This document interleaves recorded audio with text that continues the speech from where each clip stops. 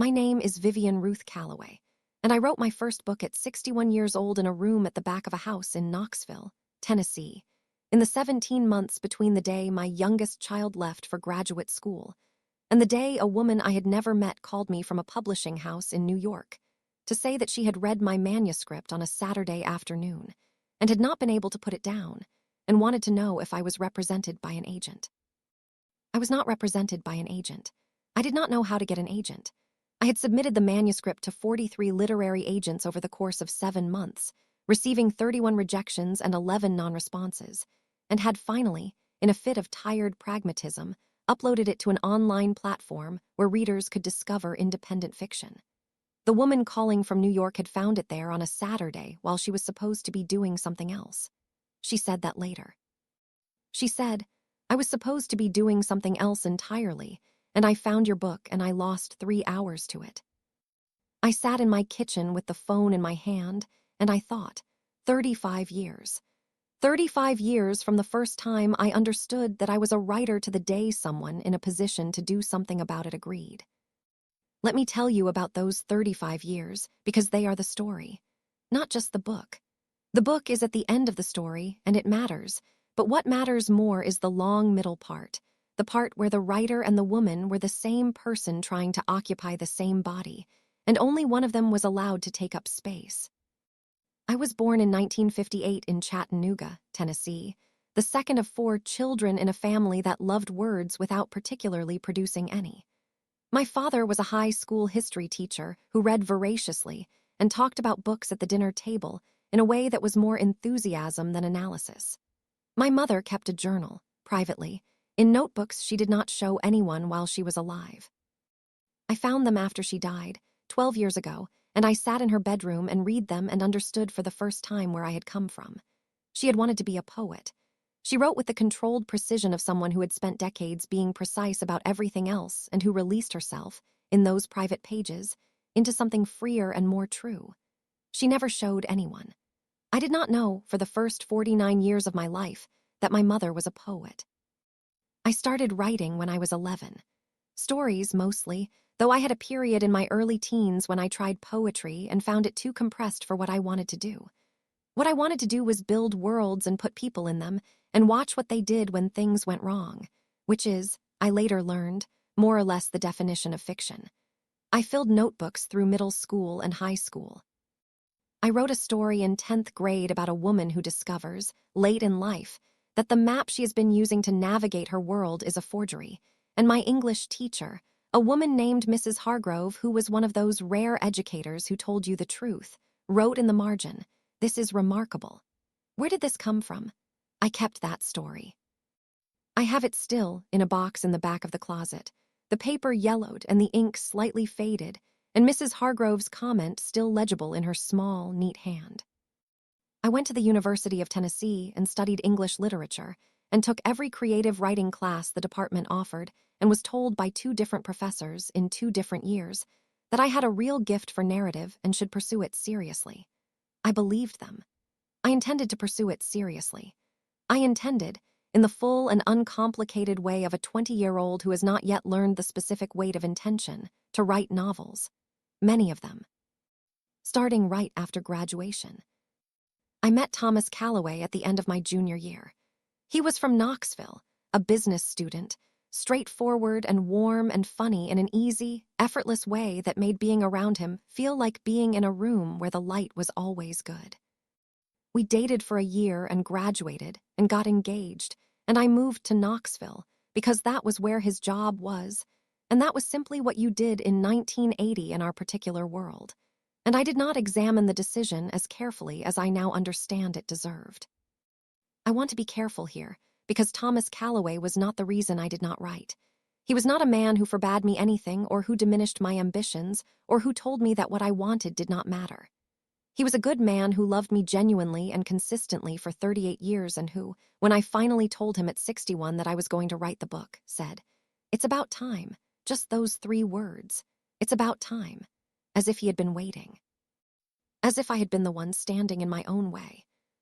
He was not wrong, but I want to explain what standing in your own way looks like from the inside, because from the inside it does not look like anything so clear. It looks like life. It looks like reasonable decisions made for real reasons that accumulate over years into a shape you did not intend. We married in 1981. I found a job as a copy editor at a local newspaper, which used my skills and paid decently and was, I told myself, adjacent to writing. I was going to write on weekends. I was going to write in the mornings before work. I kept a journal. I had ideas, many of them, and I wrote them down in the journal, and I told myself I was developing them, which was a story I found useful for a period of years.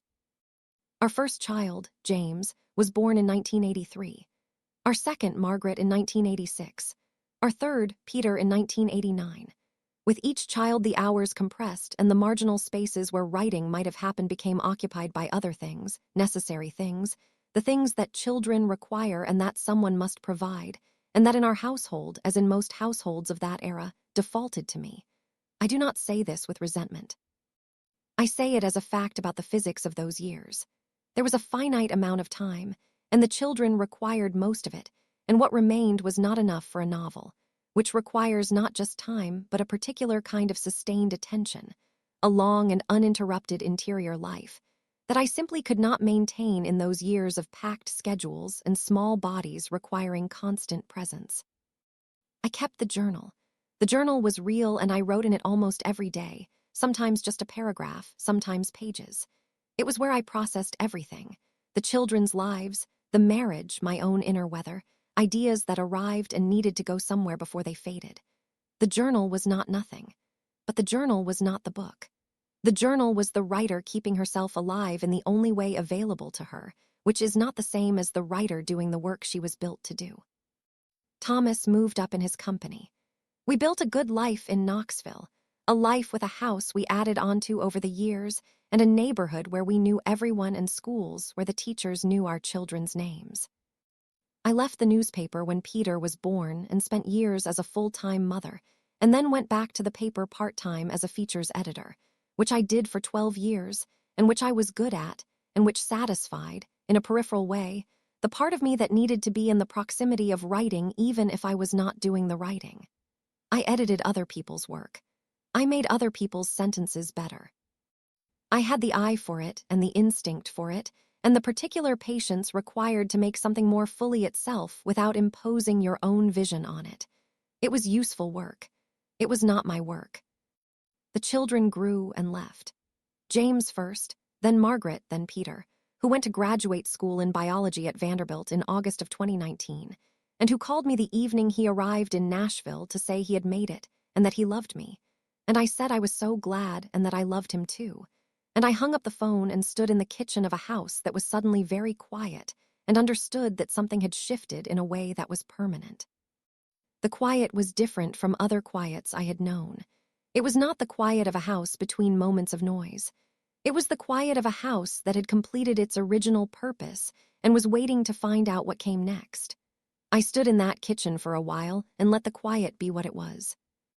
And then I went to the back room, the small room we had always called the study, though it had functioned mostly as a storage space and occasional home office for Thomas.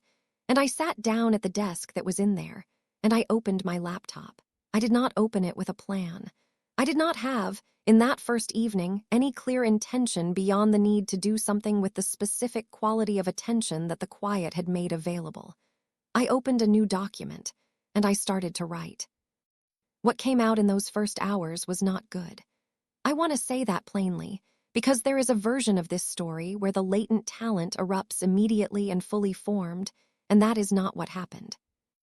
What happened was that after 35 years of not writing fiction, my fiction muscles were atrophied, and my instincts were rusty, and the sentences I produced in that first session were effortful and self-conscious, and bore the unmistakable quality of someone who is very aware of what she is trying to do, which is the opposite of what good fiction requires. Good fiction requires forgetting that you are doing it, becoming transparent to the story. I was nowhere near transparent. I was all opacity, all effort, all awkward visible machinery. I saved the document anyway. I called it simply Start, and I went to bed. The next morning I woke up at 5:30, which was earlier than I had been waking since Peter left home, and the logistics that had governed my mornings for 30 years had evaporated. I went to the back room. I read what I had written the night before. It was not good, but it was something, and the something pointed toward something else. I wrote for 2 hours. The sentences were still effortful, but slightly less so, as if the machinery was beginning to remember how to run. This was September of 2019. By October, I had a routine. By November, I had 30 pages. By January, I had 80 pages, and I understood what the book was about, which had not been clear to me when I started. The book was about a woman in her 50s who had been a pianist as a young woman and had given up performing to raise her children, and who is asked, at 57, to teach at a music conservatory, and who discovers that the music is still inside her, not diminished by the years, but changed by them, deeper and stranger, and more fully hers than it had been when she was young and technically gifted, but not yet full of anything she needed to say. I knew why I was writing this book. I did not need to think hard about where it came from. I want to tell you about the writing itself, because it is the part of the story that is hardest to describe to someone who has not done it, and most essential to understanding everything that came after. Writing a novel is a long conversation with yourself about what you believe to be true. Not factually true, not literally true, but true in the way that things are true when they illuminate rather than merely describe. Every scene is a question. What does this person do when this happens? And why? And what does that reveal about the thing I am trying to say? Every chapter is a choice about what to include and what to trust the reader to supply. Every sentence is a negotiation between clarity and beauty, between what the story needs and what the language will allow.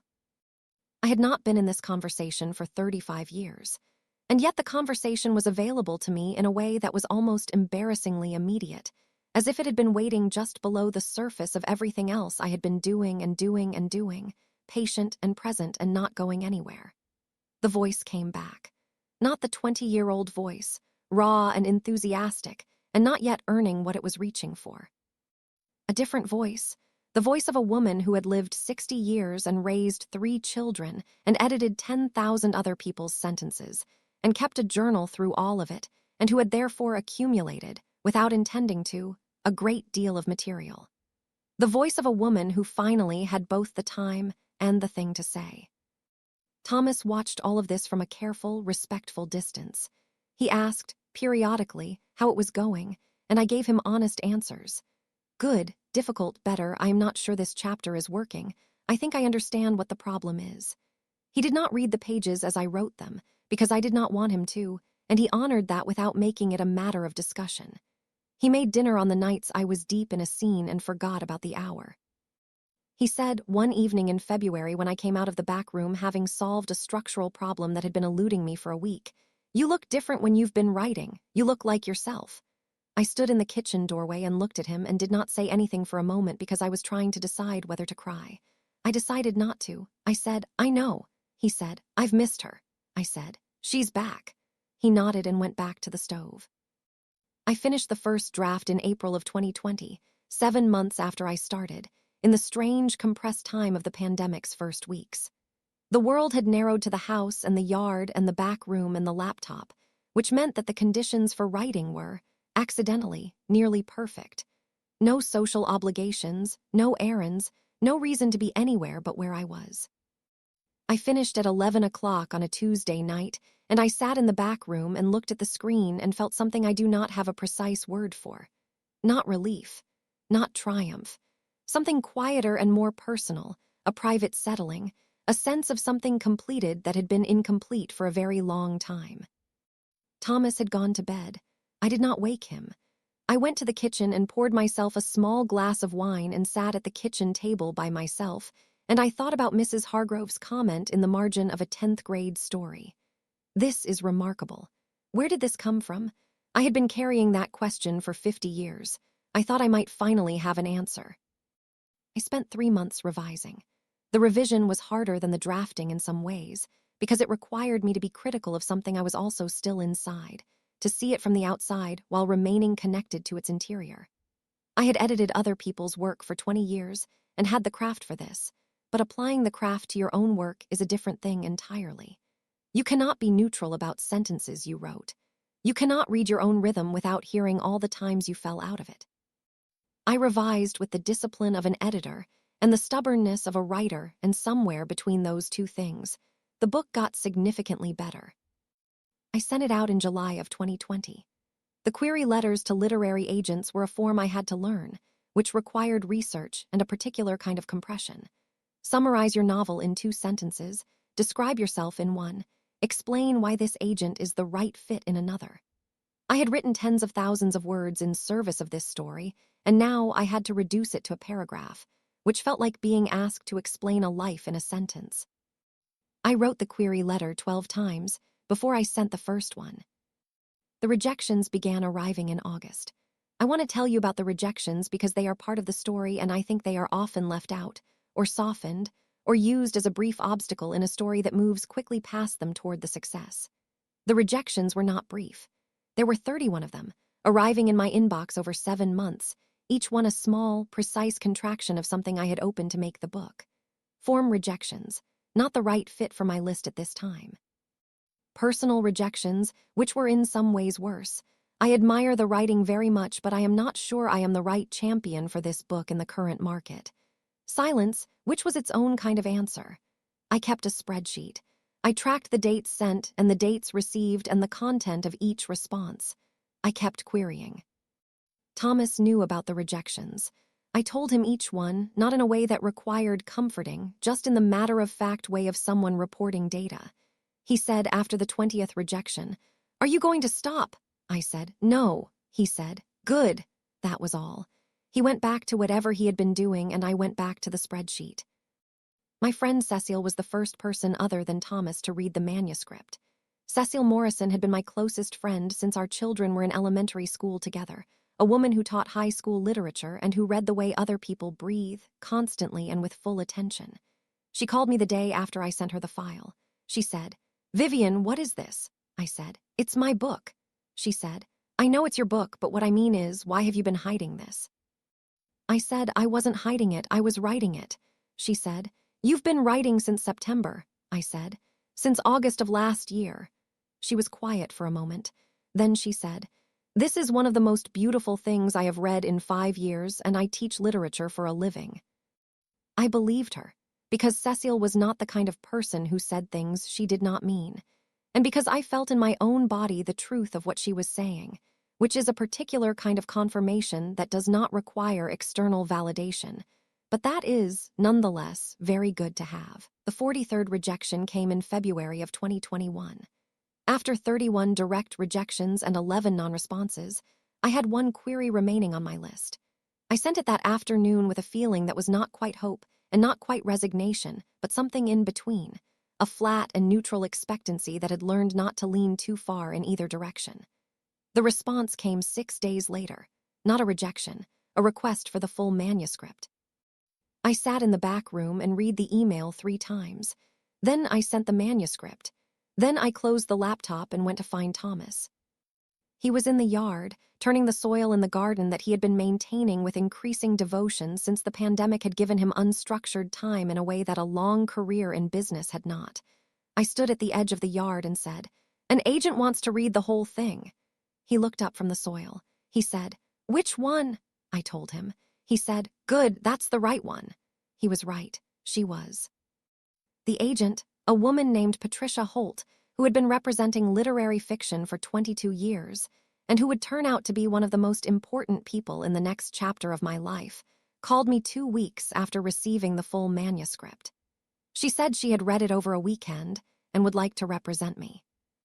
She said the book was quiet in the way that great books are quiet, not because nothing happens, but because what happens is interior, is the movement of a person toward a more honest understanding of herself, and that this kind of quiet was exactly what she believed the market needed even when the market did not yet know it. I wrote down that phrase in my journal that evening, quiet in the way that great books are quiet. I wrote it down because I wanted to remember it, and because it told me that Patricia Holt understood what I had been trying to do, which is a thing you cannot fully know you have accomplished until someone else confirms it. Patricia submitted the manuscript to 12 publishers in April of 2021. The call from the editor at the publishing house came in May. The editor, whose name was Diane Carroll, said she had found the book on a Saturday afternoon on an online reading platform where I had uploaded it while waiting for agents to respond, and that she had spent 3 hours reading it when she was supposed to be doing something else entirely. She said, "I have to ask, why did you upload this to a public platform while it was on submission?" I explained the timeline, the 43 query letters, the online upload as a form of provisional giving up that had turned into something else. She laughed. She said, "The algorithm sent it to me because a reader who works in publishing had flagged it." I thought about the chain of events. The rejection letters, the pragmatic upload, the algorithm, the reader who flagged it, Diane Carroll's Saturday afternoon. I thought about the word serendipity, which is what people call it when a long accumulation of effort and time finally intersects with the right moment. The offer came in June. I will not give you the number because it is beside the point, but I will tell you that it was enough to make Thomas sit down when I told him, and enough to make my daughter Margaret cry on the phone when I called her, and enough to make my son James say, in the simple and sincere way of a man who does not waste words, "Mom," finally. My son Peter, who was in his 3rd year of his PhD, called me back 3 times in the same evening to ask variations of the same question, which was essentially, "Are you sure this is real?" Each time I told him yes. Each time he said, "Mom." I want to tell you what the publication meant, because there is a version of this story that is about the book and the deal and the reviews and the things that happened after, and those things happened, and I will tell you about them. But what I want to tell you first is what it meant, privately, on the evening after I accepted the offer and Thomas, and I had a quiet dinner, and then sat on the back porch in the late June warmth, and I thought about my mother. I thought about the notebooks I had found in her bedroom after she died. The private pages, the poems she had never shown anyone. I thought about the woman who had wanted to be a poet and who had made her world out of what she had, and who had written in secret for decades, and had never, as far as I knew, submitted a single poem to a single publication. I thought about what it cost her to want what she wanted and to never have a Saturday afternoon conversation with someone who had lost 3 hours to her work. I thought about whether she had known, keeping those notebooks, that she was a poet, whether she had needed someone else to confirm it. I believe she knew. I believe she did not need the confirmation. But I also believe that the confirmation matters, and that the absence of it is a specific kind of loss, and that women who are writers and who spend 30 or 40 or 50 years being something else first carry that loss in a particular place that does not go away, and that is not soothed by the journals or the private pages or even the certainty of knowing, privately, what you are. The confirmation matters. The Saturday afternoon phone call from someone who lost 3 hours to your work matters, not because you were not a writer before it came, but because it makes the thing real in the world in a way that it is not real when it exists only inside you. The book came out in the spring of 2022. It was called After the Music, which was the title I had given it from the beginning, and which Patricia and Diane both agreed was right. The cover was a woman at a piano, seen from behind, which was not what I had imagined, but which turned out to be better than what I had imagined. The reviews that came in the first weeks were good, some of them very good, and one of them, in a publication I had been reading for 30 years, used the phrase, "a quiet masterwork," which is the kind of phrase you spend 3 days trying not to think about and then think about anyway. The readers were what surprised me. I had expected, to the extent that I had expectations, to be read by people who liked quiet literary fiction about women's inner lives, which is a real readership but not a massive one. What I had not expected was the specific nature of the messages that began arriving through my publisher's website, and then through social media accounts I had reluctantly created at Patricia's suggestion. The messages were from women, most of them over 50. Most of them with a version of the same thing to say, which was, I recognized myself in this book. I recognized the woman who wanted something and put it away because other things were more urgent. I recognized the moment of return, when what you put away turns out to still be there, changed but intact. One message arrived 6 weeks after publication from a woman in Oregon who said she was 67 years old and had always wanted to write, and had not, and that reading my book had made her understand that it was not too late. She said she had been writing for 3 weeks, every morning before her husband woke up, and that she had 20 pages, and that they were not good but they were hers, and that she was going to keep going. I read that message twice and then I wrote back, which I had not been doing because there were too many messages to answer individually, and I told her, keep going. I told her, the 20 pages that are not good are what the good pages grow from. I told her, it is not too late. I told her all of this because it was true and because someone should have told her sooner and because I was the person who had written the book that reached her, and that made the telling my specific responsibility. I receive messages like hers regularly now. They are the part of this that I did not anticipate, and that has turned out to matter most. Not the reviews, not the sales numbers, not the literary award nomination that came in the fall, and that made Thomas open a bottle of champagne he had been saving for a special occasion, and that he poured into the wrong glasses because we were both so underprepared for the moment. Those things are real, and I am grateful for them. But the messages from the women who recognized themselves are the confirmation of a different kind. That the book said something true enough to be useful, that the 35 years of not quite and not yet, and someday, and after this, and when things calmed down had accumulated into something that other women needed because they were living their own versions of it. My mother's notebooks are in a box in my office now, the room that used to be called the study, and that is now, finally and without qualification, mine. I took them out of the box a year after the music was published, and I read through them again with the eye I had developed in the writing of my own book. She was a poet. She was a real one. The poems she wrote in those private pages had the quality of work that has been refined and refined again, that has been submitted to the internal editorial process of someone who knows what she is doing and holds herself to a standard that no external review has required, but that she has set anyway because it is the only standard she trusts. She never published. She never tried to publish, as far as I know. And yet the poems exist. The notebooks exist. The 30 years of private practice exist, and the woman who wrote them existed, and she was a poet whether or not a publishing house in New York ever confirmed it. I think about this when I get the messages from the women who are starting. When the 67-year-old in Oregon writes to tell me she now has 100 pages and that they are better than the first 20. When the 58-year-old in Chicago sends me 3 sentences she has written and asks if I think she should keep going, and I write back, yes, keep going. When the 71-year-old in Miami says she has always been afraid and asks how I got past the fear, and I tell her, you do not get past it. You write through it. The fear is the proof that it matters, and you go through anyway. I am working on a second book. It is harder than the first, which I was warned it would be, because the first book had 35 years of compression behind it, and the second has only 2 years and the compression is different. But the voice is still there. Clearer than it was, if anything, more itself, less afraid of what it is. Thomas retired last year. He is in the garden most mornings now, doing what he loves, and I am in the back room most mornings, doing what I love, and we have lunch together and then go back to our separate things, and I find this arrangement so natural and so right that it is hard to believe it took us this long to arrive at it. I think we both needed the children to be gone and the careers to be finished and the house to go quiet before we could find out what we were when those things were no longer structuring our days. What we turned out to be was 2 people who each had something they needed to do and who were genuinely happy for the other one doing it. That is not nothing. That is, in fact, quite a lot. My son Peter defended his dissertation this past spring and called me from the hall outside the examination room and said, "Mom, I passed." I said, "Of course you did." He said, "Mom, I passed."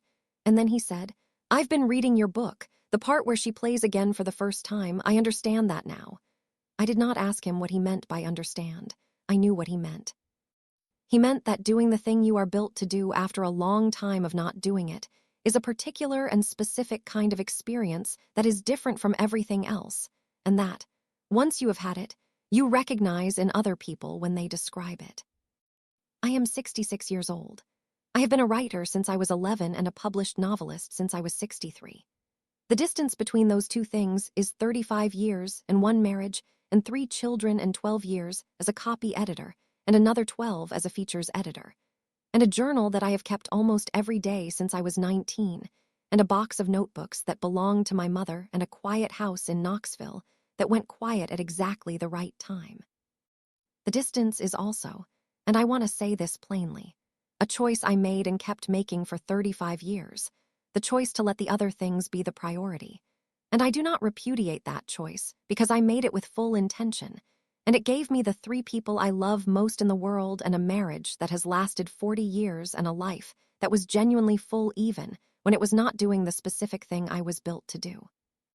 But I also want to say, for the 67-year-old in Oregon and the 58-year-old in Chicago and the 71-year-old in Miami, and every woman who is keeping the thing alive in the only way currently available to her, in the journal, in the private pages, in the 30 minutes before anyone else wakes up. Do not wait for the house to go quiet. Or wait, if you must, but know that when it does go quiet, the thing will still be there. It does not go away. It waits with a patience that exceeds anything you will ask of it. And when you finally sit down and open the laptop and start, it will come. Not perfectly and not immediately and not without the awkward visible machinery of someone who has been away from it for a long time. But it will come, because it was always yours, because you were always a writer, because the confirmation matters but it does not create the thing. The thing was there before anyone confirmed it. It is there right now, in you. Waiting for the quiet. My name is Vivian Ruth Calloway. I am 66 years old. I am a writer. I was always a writer. I have been a writer since I was 11 years old, and I will be a writer until I cannot hold a pen, and everything in between is simply everything in between. That is the whole of it. That is the story.